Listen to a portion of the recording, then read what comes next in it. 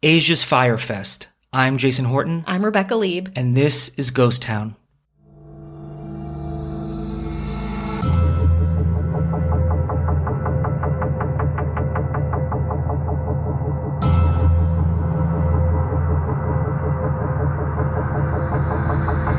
So this is the story of how Nicki Minaj flew all the way to China for a scam. Even celebrities fall prey to elaborate, ornate scams. Now, at this point last year, or maybe a little bit more than a year ago, we were talking a lot about Fyre Fest, the two documentaries, that was about a year ago or so, and how fascinating they were, how captivating, how. And there was two different Hulu had one and Yeah. Netflix had one, so they were kind of similar but definitely different. You got a really complete picture out of both. Yeah, definitely. And it was incredible. I think we both devoured any information on it.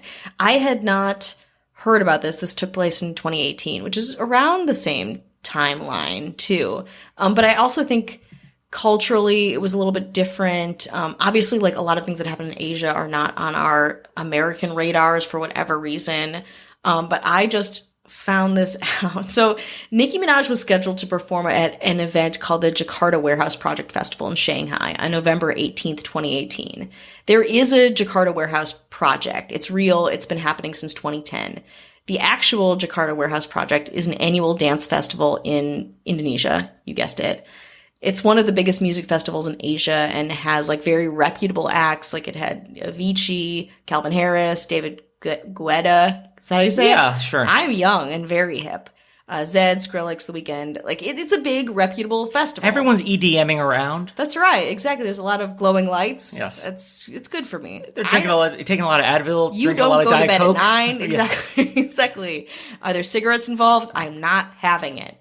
The Djakarta Warehouse Project Festival in Shanghai was billed as a Chinese spin-off to the popular festival, and Nicki Minaj was hired to headline the fest, playing a 90-minute set. Very exciting. Minaj and her entourage arrived in Shanghai and traveled to the venue, but never made it on stage. A crowd of around 1,000 fans who paid up to 3,000 yuan, which is about $600 for their tickets, not including some people who, the cost to come see her from different parts of Asia, all that stuff. And those are the VIP members. They reportedly waited 2 hours for Minaj, but were told by the organizers that she refused to perform. So they're putting this also on her. She has just gotten there. She doesn't know what's happening.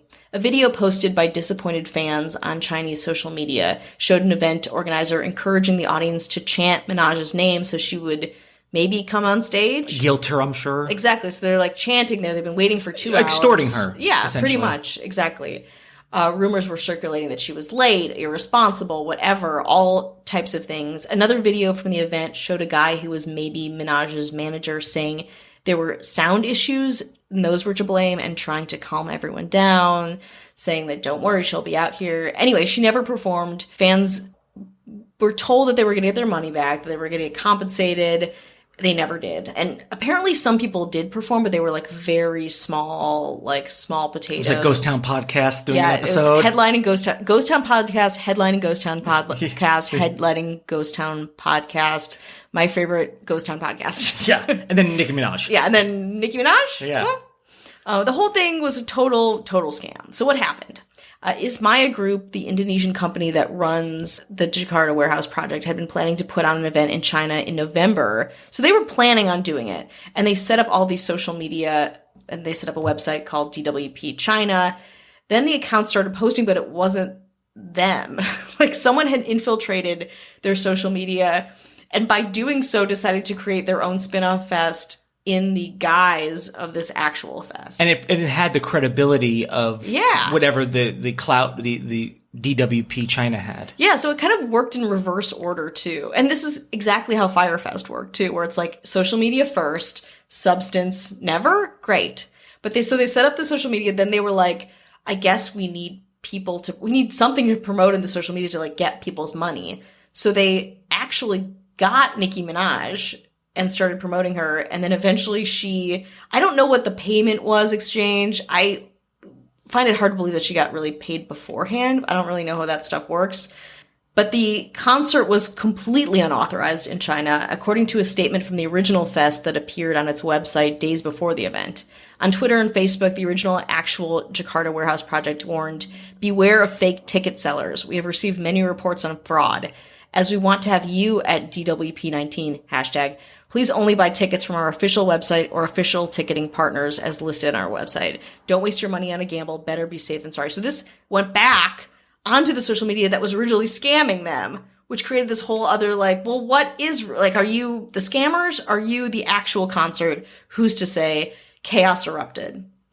Then it surfaced that the company that organized the scammy Shanghai show, Yitai Huiying, a Chengdu-based event company, claimed they were actually authorized to use the social media and the fest branding. The company shared what they said was a legal notice that gave them the right to use DWP's trademark. But some people were like, this notice is forged. Still staying strong, trying to affiliate. They also pinned the blame on Minaj for the no-show. Minaj failed to arrive on time, which severely delayed the show. After she arrived, she still refused to perform despite fans clamored for her and organizers negotiated with her for 2 hours, the company said. It said it strongly condemns Minaj's behavior and will give the fans a refund, though again, no refund ever happened. I tried to look up the site. There is absolutely nothing on the on Hitai Hao Ying. Sorry, I really am butchering that name, but it's probably a fake name anyway because I can't find anything on it. Nicki Minaj vaguely addressed the issue, telling her real fans in Shanghai and China that she loves them and that she'll be back with a better partner. Staying diplomatic, staying out of it, but she did. I'm sure she felt pretty bad. I mean, she's a professional. I'm assuming who? So you're basically asking who you're going to believe. Nicki Minaj, who has a professional business that she's been doing and still doing. And unless there's a history of Nicki Minaj not showing up, you're choosing to believe either Nicki Minaj or this group that is kind of hijacking other social media. I wonder if, I wonder if it was okay, cool. Can we get the, upfront money or whatever it is? Oh, we don't have that. And she's like, well, I'm not performing. And they're like, well, we're going to guilt you into doing it. And we're going to say that you're not whatever. And I'm sure she just, probably wants her money. Yeah. Or maybe does she have a weirder style of being booked and they went to a bunch of different people and the people were like, get the fuck out of here. Yeah. But Nicki Minaj's people were like, yeah, okay. I don't know. She showed up and I'm sure it was something. I'm sure it wasn't the wrong bottled water. That's what we would do. That's what we would do. I want cold tap water. Why is there no grilled cheese sandwiches in styrofoam? Yeah, that's the word, styrofoam. I'll tell you what. I think I said it weird. I'll tell you what. I'll tell you if you go to patreon.com/ghosttownpod, those episodes will show up. They will show up. They will demand things. They will be there in time, but they will be drunk monsters. Yes. I'm just letting you know. Get your earbuds ready. And everyone's a VIP. Everyone's a VIP. When everyone's a VIP, nobody's a VIP.